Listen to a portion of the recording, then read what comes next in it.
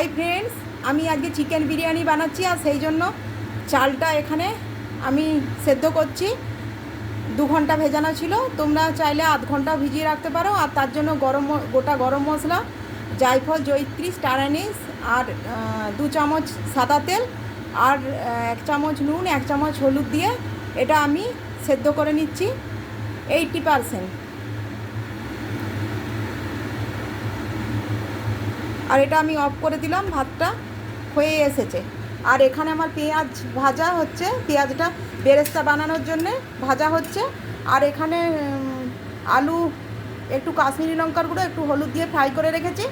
আর এখানে চিকেনটা আমি 3-4 ঘন্টা ম্যারিনেট করে রেখেছি। টক দই, নুন, হলুদ, কাশ্মীরি লঙ্কার গুঁড়ো আর বিরিয়ানির ওই মশলা যেটা আমি বাড়িতেই বানাই সব কিছু দিয়ে, গোটা গরম মশলা, তার সাথে স্টার অ্যানিস, জায়ফল, জয়িত্রী, সাজিরে, সামরিচ সব কিছু দিয়ে, আমি গুঁড়ো ব্যবহার করি না, আমি গোটা নিয়ে আসি আর মিক্সিতে আমি ব্লেন্ড করে গুঁড়িয়ে রাখি।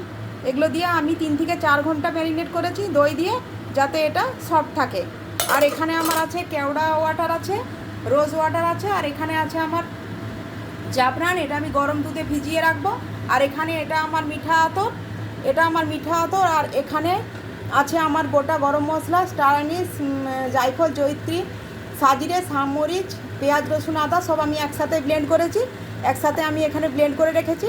আর এবারে আমার এটা ভাজা ফ্রাই হয়ে গেছে।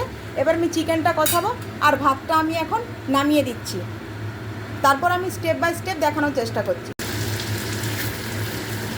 তো বেরেস্তার জন্যে পেঁয়াজ ভাজা হয়ে গেছে, আর এখানে আমি সমস্ত মশলা দিয়ে এটাকে কষাচ্ছি, এটাকে ফ্রাই করছি। তো এটা এবার আমি চিকেনটা এর মধ্যে দিয়ে দিচ্ছি। চিকেনটা যে ম্যারিনেট করা ছিল, এই চিকেনটা আমি এর মধ্যে দিয়ে দিলাম। এবারে এটা কষাবো, বেশ খানিকক্ষণ ধরে এটা কষাবো। খুব ভালোভাবে এটাকে কষাতে হবে চিকেনটাকে।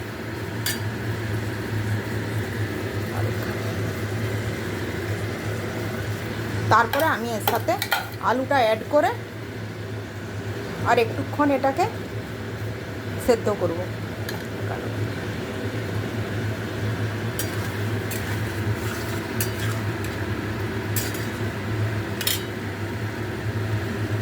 চিকেনটা একটু ভালোভাবে কষানো হোক।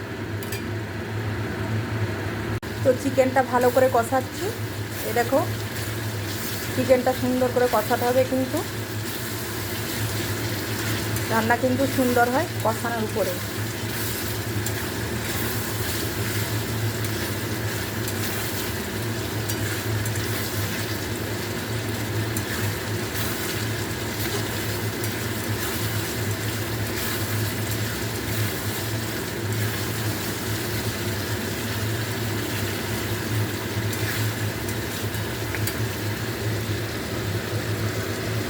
এবার এর সাথে আলুগুলো অ্যাড করছি। এটাও হাফ সেদ্ধ হবে, পুরো সেদ্ধ হবে না।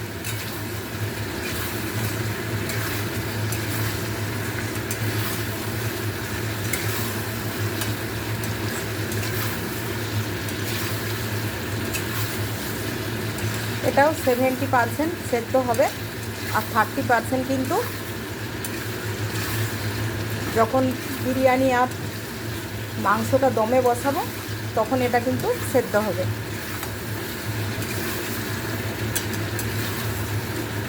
তো এটা ভালো করে আমি কষিয়ে নিই, তারপরে আমি বিরিয়ানিটা দমে বসাবো।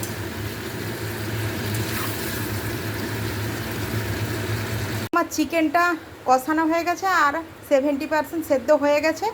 তারপরে আমি চিকেন আর চিকেনের ঝোলটা নিচে দিয়েছি।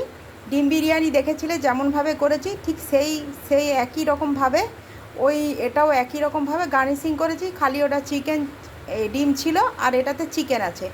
আর আমি এভাবে গার্নিশিং করেছি, উপরে বেরেস্তা দিয়েছি, এরপরে ঘি দিয়ে দিয়েছি, সব কিছু আমার দেওয়া হয়ে গেছে। এবার আমি একটু কেওড়া ওয়াটার আর একটু,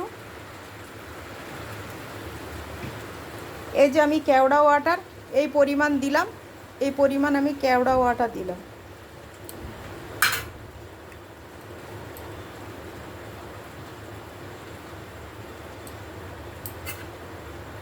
এই পরিমাণ আমি রোজ ওয়াটার দিলাম।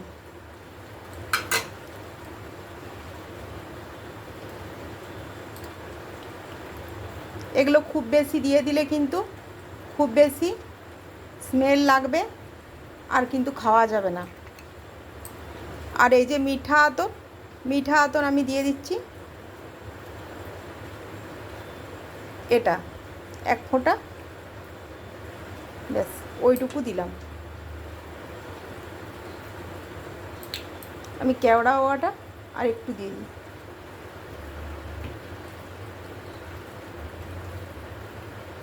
এটা কেওড়া ওয়াটার আর একটু দিয়ে দিলাম। আমার সব কিছু দেওয়া হয়ে গেছে, পুরো গার্নিশিং করা হয়ে গেছে। এরপরে আমি এটাকে দমে বসাবো।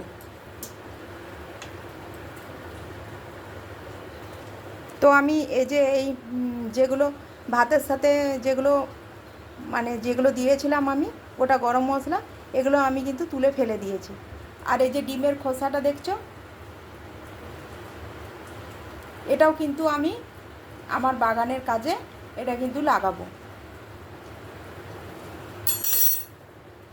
ওই নিয়ে তোমাদেরকে পরে একটা ভিডিও আমি দেখাবো। তো এখন আমার এটা হয়ে গেছে, এবার আমি এটা দমে বসাবো। তো আমি এগ বিরিয়ানিতে ওটা রেখেছিলাম 5 মিনিট মতো আমি রেখেছিলাম, আর এটা এখানে আমি 15 মিনিট মতো রাখছি। তো আমার এখানে আমি এটাকে বসিয়ে দিচ্ছি। তো দেখো 15 মিনিট হয়ে গেছে। এবার আমি বিরিয়ানির হাঁড়িটা নামিয়ে নিয়েছি, এবার ঢাকাটা এর খুলছি। এ দেখো ঢাকাটা আমি খুলেছি।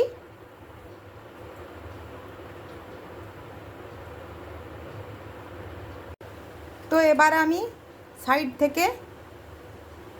বিরিয়ানিটা সাইড থেকে আমি এভাবে নিচ্ছি।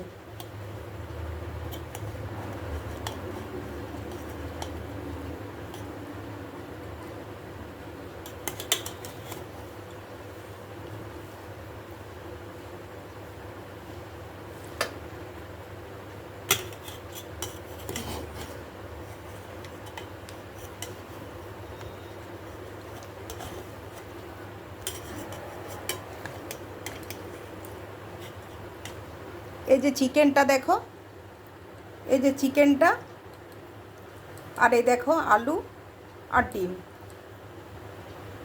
দেখো চিকেনটাও ছেড়ে যাচ্ছে, এ দেখো চিকেনটা ছেড়ে যাচ্ছে।